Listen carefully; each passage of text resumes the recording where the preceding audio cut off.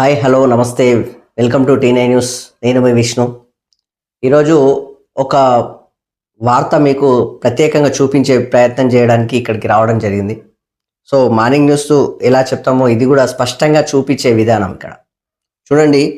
విజయనగరం జిల్లా గజపతి నగరం నియోజకవర్గం రాజుల రామచంద్రపురం పంచాయతీ ఎస్టీ కొత్త వలస గ్రామం అని చెప్పేసి ఇక్కడ వార్త. మా యొక్క రిపోర్టర్, మా యొక్క ప్రతినిధి అక్కడ కృష్ణ గారు ఉంటారు. అక్కడ అతను వెళ్ళి మొత్తం అసలు ఒక వారం 10 రోజుల నుంచి అదే తనలాడుతున్నాడు. అక్కడ సిచ్యువేషన్స్ చాలా ఘోరంగా ఉన్నాయని చెప్పేసి ప్రత్యేకంగా అతను పంపించడం జరిగింది ఈ వార్తలు. సిచ్యువేషన్ ఏంటంటే అతను బాధపడుతున్నాడు. ఎంత బాధపడుతున్నాడు అంటే అవి చూస్తే ప్రతి ఒక్కరు బాధపడాల్సిన విషయం. అంత ఘోరమైన పరిస్థితులు ఉన్నాయి ఇక్కడ. సో అవి ఒకసారి చూపించే ప్రయత్నం చేస్తాను నేను. ఇక్కడ చూడండి, ఈ యొక్క పరిస్థితి ఈ యొక్క చెట్ల మధ్యలోకి వెళ్ళి, ఈ గుట్టల మధ్యలోకి వెళ్ళి పోవాలి. వీళ్ళ బతుకుదెరువులు ఎట్లున్నాయో చూడండి. ఆదివాసీల బిడ్డల పరిస్థితి ఇది. వాళ్ళు వెళ్ళే పరిస్థితి ఇట్లా వెళ్ళాలి. వాళ్ళు ఆ గిరిజన ప్రాంతాలకు అట్లా వెళ్ళాలి. అక్కడ అధికారులు వెళ్తే ఇలా వెళ్ళి వాళ్ళ పని చేసుకొని రావాలి. వాళ్ళకు ఇబ్బందులు ఎంత అంటే, వాళ్ళు హాస్పిటల్కి వెళ్ళాలంటే ఇట్లా ఎలా వెళ్తారండి? ఈ గుట్టలకి వెళ్ళి 25 సంవత్సరాలు దాదాపు ఓపెన్ చెప్పాలంటే 22 సంవత్సరాలు 22 సంవత్సరాల నుంచి అట్లే ఉంది పరిస్థితి. అక్కడ ఇట్లా మొత్తానికి ఇట్లా నడిచిపోవాల్సిన పరిస్థితి ఉంది. అక్కడ ఘోరమైన సిచ్యువేషన్. ఆ ప్రాంతానికి వెళ్ళాలన్నా, ఆ యొక్క ఏరియాకి వెళ్ళాలన్నా ఇది సిచ్యువేషన్. ఇక్కడ చూడండి, ఇగో మొన్న రీసెంట్గా మనం చూసినాం ఇట్లాంటి సిచ్యువేషన్. ఆల్రెడీ ఇంత ఘోరమైన సిచ్యువేషన్లో వాళ్ళు నడుచుకుంటూ పోవాలి. ఇక్కడికి కొంతమంది అధికారులు వెళ్ళాలంటే ఇలా వెళ్ళాల్సిన సిచ్యువేషన్ చూడండి. మీకు అన్ని క్లారిటీగా చూపిస్తున్నా సిచ్యువేషన్ ఎట్లుంది, వాళ్ళ పరిస్థితులు ఎట్లున్నాయని. ఆదివాసీ బిడ్డలు, గిరిజనులు వాళ్ళు ఎంత కష్టపడుతున్నారు.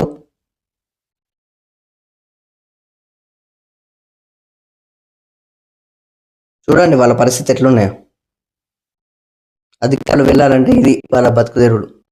మొత్తం చెట్ల పోంటి, గుట్టల పోంటి, ఒక రోడ్డు లేకుంటుంది, ఏం లేకుంటుంది. ఇప్పటికీ 2024 ఇప్పుడు మహా అంటే ఇంకొక నెల రోజులు అయితే, నెల రోజులు కూడా కాదు, ఇది ఆల్రెడీ డిసెంబర్. ఇప్పుడు ఇంకో 10-20 రోజులు అయితే అయిపోయాయి ఉన్న నెల కాస్త. ఇట్లా కాల్సిన సిచ్యువేషన్ చూడండి. వీళ్ళ బతుకుదెరువులు ఎవరు మారుస్తారు? ఇక్కడ చూడండి, వాళ్ళని అసలు రూపం చూపిస్తాయి. ఇప్పుడు మీరు ఇక్కడ అస్సలు ఉండవద్దు, ఇక్కడ పాకలు అనేది కట్టుకోకూడదు. మీరు అసలు ఇక్కడ ఎక్కడి నుంచో వచ్చారు, అక్రమంగా మీరు ఇక్కడ నివసించడం జరుగుతుంది. మీరు ఇక్కడ నుంచి బయటికి వెళ్ళిపోండి. మీకు పట్టాలు అనేది మేము జారీ చెయ్యము, ఇల్లు స్థలాలు అనేది మేము ఇవ్వము. ఇక్కడైతే అసలు ఏంటి ఇవ్వలేము. మీకు కనీసం మీరు బాగా చేసుకున్న 3 పట్టాలు లాంటివి కూడా మేము జారీ అనేది పూర్తిగా చెయ్యం. మీరు బయటికి వెళ్ళిపోండి అనడం జరుగుతుంది సార్. వాళ్ళు మాకు ఇంత ఇబ్బందికరంగా ఇబ్బందులు అనేది చేయడం జరుగుతుంది. అది కాదు, వాళ్ళు నిజంగానే బయట మాకు స్థలాలు వాళ్ళు ఇస్తే, మనకిస్తే వాళ్ళు మేము బాగా చేసుకున్న 4 పట్టాలకి అనేది పట్టాలు ఇవ్వమనండి, జారీ చెయ్యమనండి. అప్పుడు మేము ఇక్కడ నుంచి వాళ్ళు చూపించిన ప్లేస్ కి మేము షిఫ్ట్ అవ్వడం జరుగుతుంది సార్. ఇక్కడ చూస్తున్నారా, వీళ్ళకు దాదాపుగా ప్రతి ఒక్కరు గిరిజన బిడ్డలే, అందరు కూలి చేసుకొని బతికేటోళ్ళే. చూడండి వీళ్ళు ఇలాంటి పరిస్థితి ఉన్న వీళ్ళు వాస్తవానికి ఎంత కష్టపడుతున్నారో మనం అబ్జర్వ్ చేయొచ్చు. కూలినాలు చేసుకొని బతికేటోళ్ళు వీళ్ళు. అక్కడ వీళ్ళకు ఒక ఆసుపత్రి ప్రాబ్లం వచ్చింది, ఒక హెల్త్ ఇష్యూ వచ్చింది, ఆసుపత్రికి వెళ్ళాలంటే ఆ ప్రాంతంలో ఎట్లా నడుస్తారు చెప్పండి? వీళ్ళు ఓటర్లుగా మాత్రమే ఈ ప్రభుత్వాలు చూస్తున్నాయి. ఓటర్లుగా మాత్రమే. ఎంత సిగ్గుచేటో చూడండి. ఉన్నమాట ఓపెన్ చెప్పాలంటే, వీళ్లకు ప్రభుత్వము వేరే స్థలాలను అప్పచెప్తాము, అక్కడికి వెళ్ళండి, అక్కడ ఉండండి అంటున్నట. అది కరెక్ట్గా చూపిస్తే ఖచ్చితంగా వెళ్తామంటున్నారు వాళ్ళు కూడా.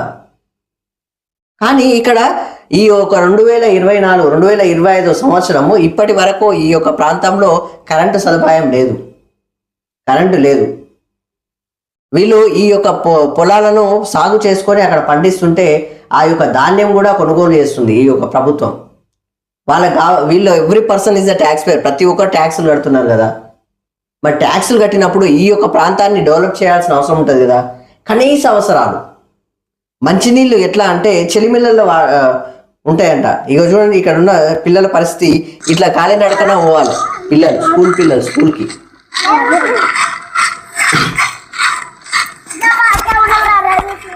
చూడండి చిన్న పిల్లలు వీళ్ళ భవిష్యత్ ఏం కావాలి? ఇదే ఆదివాసి బిడ్డ ఇప్పుడు మనకు రాష్ట్రపతిగా ఉంది. ఆలోచన చేయండి ఒకసారి ఎట్లా ఉందో పరిస్థితి. ఈ పిల్లలు ఎంత కష్టపడుతున్నారో చూడండి మీరు. నిజమా కాదా? ఈ యొక్క కాలినడకన ఇట్లా పోవాలి, 5-6 కిలోమీటర్లు నడవాలి. ఏందయ్యా ఈ బతుకుదేరు? చిన్న పిల్లలు. ఈ పిల్లల భవిష్యత్తుకు ఎవరు కారణం కావాలి? వీళ్ళ భవిష్యత్తుకు అండగా ఎవరు నిలబడాలి? ఇప్పుడున్న ప్రభుత్వమే కదా. చూడండి ఇలా సిచ్యువేషన్స్ ఎట్లున్నాయి. ఇగో ఈ చెలిమెలలో ఉన్న నీళ్ళతోటి వాళ్ళ బతుకుదేరు కొనసాగించుకోవాలి. సిచ్యువేషన్ అది. వాళ్ళు ఎంత కష్టపడుతున్నారో చూడండి. ఇట్లా పోవాలంటే గిటువంటి దారిపోంటి, అధికారులు రావాలంటే గిట్లా రావాలి. వీటికి ఒక బైకు రాదు, ఒక కార్ రాదు, అంబులెన్స్ రాదు. వీళ్ళందరినీ ఎవరు కాపాడాలి? చూడండి ఇట్లాంటి సిచ్యువేషన్స్ వీళ్ళు ఉంటే వీళ్ళని ఎవరు కాపాడతారు? ఈ స్కూల్ పిల్లల భవిష్యత్తు, వీళ్ళ బతుకు తెరువులు, వీళ్ళందరూ every person is a tax payer కదా. ప్రతి ఒక్కరు దాదాపు ఈ వయసులో ఉన్న వాళ్ళు దాదాపు 30 సంవత్సరాలకు సంబంధించిన వాళ్ళు, 20 నుంచి పై అబో అంతే ఉన్నారు వాళ్ళు. ఆ వయసు వాళ్ళందరూ ఇన్ని సంవత్సరాలు ట్యాక్సులు కట్టారు కదా. మరి వీళ్లకు అండగా నిలబడాలి కదా. ఎందుకు నేను అండగా నిలబడట్లేదు? చెలిమిలల్లా నీళ్లు తాగడం, విద్య లేక వాళ్ళు ఇబ్బంది పడడం, ఆ విద్యకు ఏమైనా చదువుకోనికి పోవాలంటే ఆ యొక్క తీర ప్రాంతాలకు బయటికి వెళ్ళినట్టుగా, లేకపోతే ఈ యొక్క అడవులకి వెళ్ళి బయటికి వెళ్ళిపోయినట్టుగా, ఏమంటే కాలినడక నడుచుకుంటూ రావడం. వాళ్ళకు వేరే సోర్స్ చూపించంటే కూడా వాళ్ళు చూపించిన తర్వాత కదా ఈ యొక్క ప్రాంతం నుంచి ఆ ప్రాంతానికి వెళ్ళడం అంటే ఎవరన్నా చేస్తారు. ఎందుకు చేయట్లేదు మరి? వీళ్లకు పొడి పట్టాలు ఇవ్వచ్చు ఖచ్చితంగా. లేదు కంప్లీట్గా ఈ యొక్క వీళ్ళు అడవుల్లోనే ఉన్నారు అంటే వాళ్ళకు వేరే ప్రాంతాన్ని చూపియండి. వీళ్ళందరూ కూడా జనాలే కదా, వీళ్ళందరూ కూడా మనుషులే కదా. వీళ్ళని ఎందుకు ఇంత ఇబ్బంది పెడుతున్నారు? ఈ గిరిజన జాతి వాళ్ళనే, గిరిజనులనే ఇంత చిన్న చూపు చూడడం. ఒకసారి ఆలోచన చేయండి. దాదాపు 33 కుటుంబాలకు పైగా ఉన్నాయంట అక్కడ. కొంతమంది ఇంకొక 9 కుటుంబాల పక్కన ఇంకొక తోటి ఉన్నాయంట. అక్కడ ఉన్న కృష్ణ అనే మా రిపోర్టర్, మా యొక్క ప్రతినిధి, మా విలేకర్ అక్కడ నుంచి వాళ్ళ గోసలను చూసి ప్రతిసారి ఇబ్బంది పడుతున్నారు. ఇక్కడ ఉన్న వాళ్ళని చూస్తుంటే కూడా ఇంకా ఇబ్బంది అనిపిస్తుంది. చూడండి వీళ్ళకి ఏం కావాలి చెప్పండి? ఇంత ఉపాధి కూలినాలు చేసుకుంటే వాళ్ళు ఏ పనైనా చేస్తారు. ఇంత ఉపాధి చూపించడము, ఒక ఆవాసం చూపించడం, ఇవే కదా. ఇక్కడ మొత్తానికి వీళ్ళ బతుకులు మాత్రం చాలా ఘోరంగా ఉన్నాయి. వీటి గురించి మాత్రం ఖచ్చితంగా ఇప్పుడున్న డిప్యూటీ సీఎం పవన్ కళ్యాణ్ గారు చాలా వరకు మానవత్వం ఉన్న వ్యక్తి. దాంతోపాటు లోకేష్ గారు కూడా ప్రతి చిన్నదాని మీద కూడా స్పందిస్తున్నారు. ప్రతి ఒక్కరు వీటి మీద ఖచ్చితంగా లోకేష్ గారికి లేకపోతే కళ్యాణ్ సార్కి రీచ్ అయ్యేటట్లుగా ఖచ్చితంగా పంపించండి ప్రతి ఒక్కరు.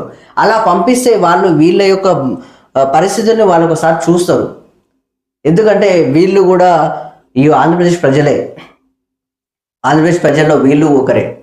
కానీ ఈ ఆదివాసీలను, ఈ యొక్క గిరిజన ప్రాంతాలను, ఈ యొక్క ప్రాంతాలకు దూరంగా ఉండగానే వీళ్ళకు కనీస సదుపాయాలు, ఒక రోడ్డు, కరెంటు, ఇవి కనీస సదుపాయాలే కదా సార్. ఇలాంటి వాళ్ళకు ఇవ్వాలి కదా. రేషన్ కార్డు కరెక్ట్గా సగం మందికి లేవంట అక్కడ. సగం మందికి రేషన్ కార్డులే లేవు. ఓటర్ కార్డులు మాత్రం బరాబర్ ఉన్నాయి అందరికీ. ఓట్లు మాత్రం వేస్తారు. వాళ్ళ బతుకుదేరులు మాత్రం ఎవ్వడు మార్చాడు. ఏంటి సార్ ఇది పరిస్థితి?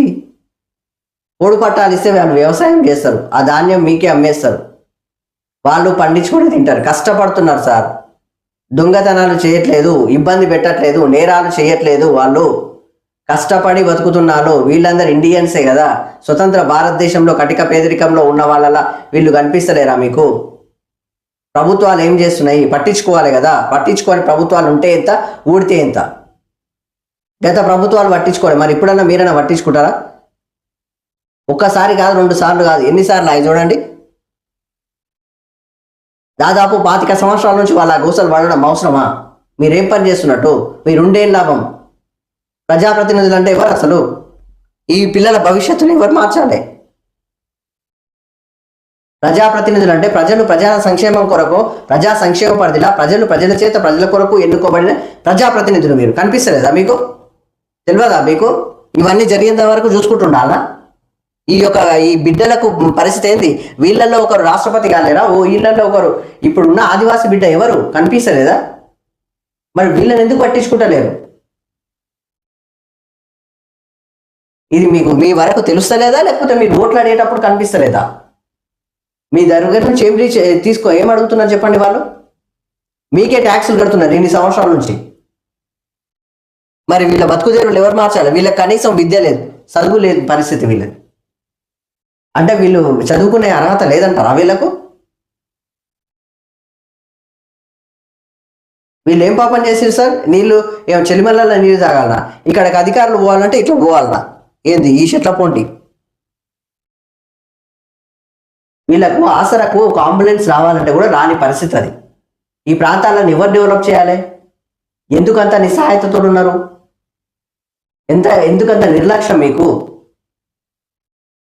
మీకు ఓట్లేసింది సంకనాగానికేనా? ఇట్లా ఇబ్బంది పడకుండా ప్రజాప్రతినిధులుగా ఏంటికున్నారు మీరు ఆ ఏరియాలో? ఓటాలుగానే చూస్తారా వీళ్ళను? వీళ్ళ నుంచి వచ్చే ట్యాక్సులు తీసుకుంటలేరా? మీకు వచ్చే జీతం కూడా వీళ్ళు ఇచ్చినట్టే కదా, కనిపిస్తలేదా మీకు? ఇట్లాంటి ప్రాంతాల్లో ఎట్లా పోతుంది చూడండి. వీళ్ళ బతుకుదేరు ఏంది? ఈ కొండ ప్రాంతాలు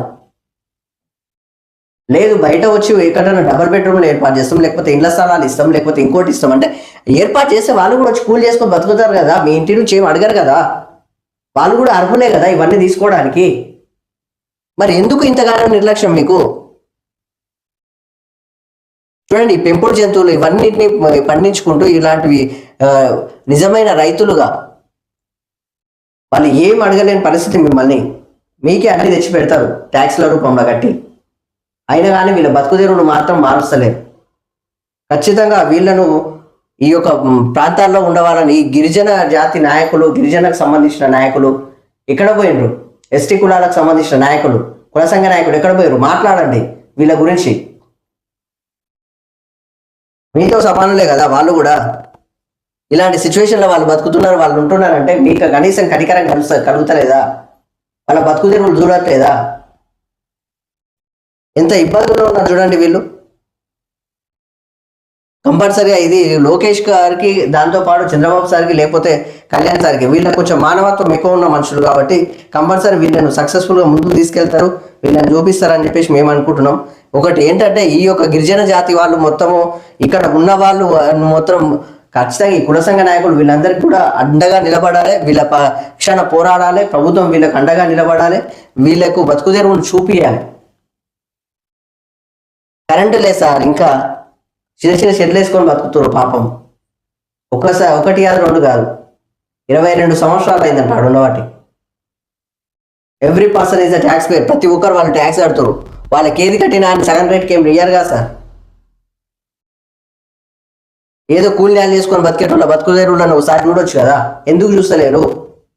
వాళ్ళకి పోడు పట్టాలంటే పోడు పట్టాల బోడు భూములకు సంబంధించిన పట్టాలు ఇవ్వండి. వాళ్ళు వ్యవసాయం చేసి మీకే ధాన్యం పండిస్తారు.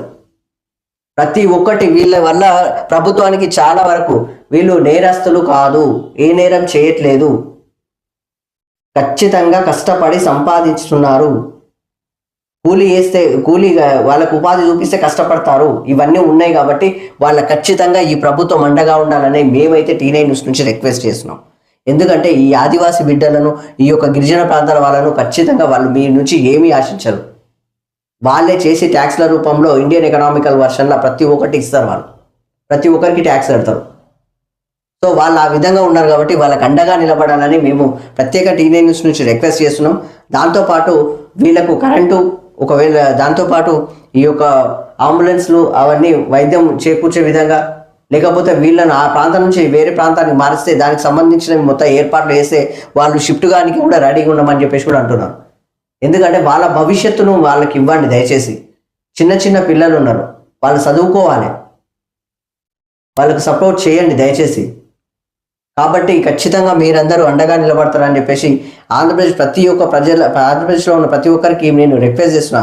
తెలంగాణలో ఉన్న ఎవరైనా సరే ఈ గిరిజనులు ఈ యొక్క ఆదివాసి బిడ్డలకు అండగా నిలబడాలని ప్రత్యేకంగా రిక్వెస్ట్ చేస్తూ ఈ వీడియోను ఈ యొక్క లోకేష్ సార్కి, లేకపోతే కళ్యాణ్ సార్కి, చంద్రబాబు సార్కి, లేకపోతే స్థానిక ఎమ్మెల్యే మంత్రి గారు ఉన్నారు శ్రీనివాస్ సార్, వాళ్ళందరూ కూడా అండగా నిలబడితే కూడా బాగుంటుంది. ఎవరైనా సరే ఈ యొక్క అధికారులకు వెళ్ళేట వరకు చూడండి. అక్కడ అధికారులు వెళ్ళాలంటే కూడా వెళ్ళలేని పరిస్థితి ఉంది అక్కడ.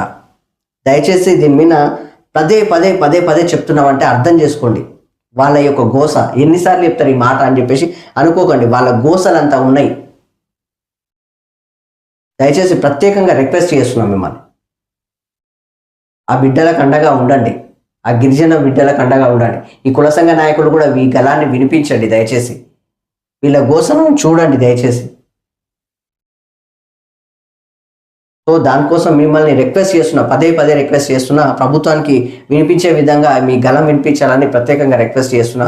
ఓకే, చూస్తూనే ఉండండి T9 news. Thank you very much. నేను మీ విష్ణు. Thank you. వీళ్ళ బతుకులు మాత్రం చాలా ఘోరంగా ఉన్నాయి. వీటి గురించి మాత్రం ఖచ్చితంగా ఇప్పుడున్న డిప్యూటీ సీఎం పవన్ కళ్యాణ్ గారు చాలా వరకు మానవత్వం ఉన్న వ్యక్తి. దాంతోపాటు లోకేష్ గారు కూడా ప్రతి చిన్నదాని మీద కూడా స్పందిస్తున్నారు. ప్రతి ఒక్కరు వీటి మీద ఖచ్చితంగా లోకేష్ గారికి లేకపోతే కళ్యాణ్ సార్కి రీచ్ అయ్యేటట్లుగా ఖచ్చితంగా పంపించండి ప్రతి ఒక్కరు. అలా పంపిస్తే వాళ్ళు వీళ్ళ యొక్క పరిస్థితుల్ని వాళ్ళు ఒకసారి చూస్తారు. ఎందుకంటే వీళ్ళు కూడా ఈ ఆంధ్రప్రదేశ్ ప్రజలే, ఆంధ్రప్రదేశ్ ప్రజల్లో వీళ్ళు ఒకరే. కానీ ఈ ఆదివాసీలను, ఈ యొక్క గిరిజన ప్రాంతాలను, ఈ యొక్క ప్రాంతాలకు దూరంగా ఉన్నా కానీ వీళ్ళకు కనీస సదుపాయాలు, ఒక రోడ్డు, కరెంటు, ఇవి కనీస సదుపాయాలే కదా సార్. ఇలాంటి వాళ్ళకి ఇవ్వాలి కదా. రేషన్ కార్డు కరెక్ట్గా సగం మందికి లేవంట అక్కడ. సగం మందికి రేషన్ కార్డులే లేవు. ఓటర్ కార్డులు మాత్రం బరాబర్ ఉన్నాయి అందరికీ. ఓట్లు మాత్రం వేస్తారు. వాళ్ళ బతుకుదేరులు మాత్రం ఎవ్వడు మార్చాడు. ఏంటి సార్ ఇది పరిస్థితి? పొడు పట్టాలు ఇస్తే వాళ్ళు వ్యవసాయం చేస్తారు, ఆ ధాన్యం మీకే అమ్మేస్తారు, వాళ్ళు పండించుకొని తింటారు. కష్టపడుతున్నారు సార్, దొంగతనాలు చేయట్లేదు, ఇబ్బంది పెట్టట్లేదు, నేరాలు చేయట్లేదు. వాళ్ళు కష్టపడి బతుకుతున్నారు. వీళ్ళందరూ ఇండియన్సే కదా. స్వతంత్ర భారతదేశంలో కటిక పేదరికంలో ఉన్న వాళ్ళలా వీళ్ళు కనిపిస్తలేరా మీకు? ప్రభుత్వాలు ఏం చేస్తున్నాయి? పట్టించుకోవాలి కదా. పట్టించుకొని ప్రభుత్వాలు ఉంటే ఎంత, ఊడితే ఎంత. గత ప్రభుత్వాలు పట్టించుకోవాలి, మరి ఇప్పుడన్నా మీరన్నా పట్టించుకుంటారా? ఒక్కసారి కాదు, 2 సార్లు కాదు, ఎన్నిసార్లు అవి చూడండి. దాదాపు 25 సంవత్సరాల నుంచి వాళ్ళ గోసలు పడడం అవసరమా? మీరేం పని చేస్తున్నట్టు? మీరుండేం లాభం? ప్రజాప్రతినిధులు అంటే ఎవరు అసలు? ఈ పిల్లల భవిష్యత్తుని ఎవరు మార్చాలి? ప్రజాప్రతినిధులు అంటే ప్రజా సంక్షేమం కొరకు, ప్రజా సంక్షేమ పరిధిలా ప్రజల చేత ప్రజల కొరకు ఎన్నుకోబడిన ప్రజాప్రతినిధులు. మీరు కనిపిస్తలేదా మీకు? తెలియదా మీకు? ఇవన్నీ జరిగేంత వరకు చూసుకుంటుండాలా? ఈ బిడ్డలకు పరిస్థితి ఏంటి? వీళ్ళల్లో ఒకరు రాష్ట్రపతి కాలేరా? వీళ్ళల్లో ఒకరు ఇప్పుడున్న ఆదివాసీ బిడ్డ ఎవరు కనిపిస్తలేదా? మరి వీళ్ళని ఎందుకు పట్టించుకుంటలేరు? ఇది మీ వరకు తెలుస్తలేదా, లేకపోతే మీరు ఓట్లు అడిగేటప్పుడు కనిపిస్తలేదా? మీ దగ్గర నుంచి ఏం అడుగుతున్నారు చెప్పండి. వాళ్ళు మీకే ట్యాక్సులు కడుతున్నారు ఇన్ని సంవత్సరాల నుంచి.